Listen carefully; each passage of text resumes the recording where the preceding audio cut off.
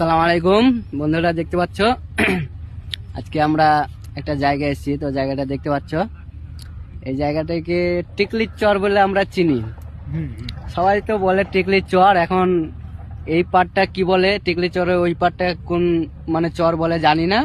আর এই টিকলি চরে এই পাটটা মানে আমরা এখন যে পাটে আছি, এই পাটটাকে কি বলে সেটাও জানি না। বাট এইখানকার লোকেশনটা একটু মরুভূমির মতন লাগে, রাজস্থানের মরুভূমির মতন। মানে একদম ফিলিংসটা ওইরকম মনে হয় যে। তো দেখতে পাচ্ছ এই যে আমার এই পিছনে এই দিকটা পুরো নদী। এই নদীগুলোকে বলা হয় পদ্মার শাখা একটা, মানে পদ্মা থেকে বেরিয়ে আসা ছোট্ট একটা শাখা নদী।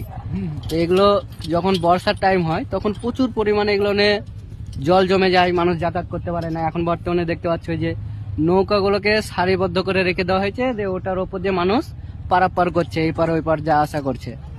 তো এই পারে যে গ্রামগুলো আছে সেই গ্রামগুলোর মানুষের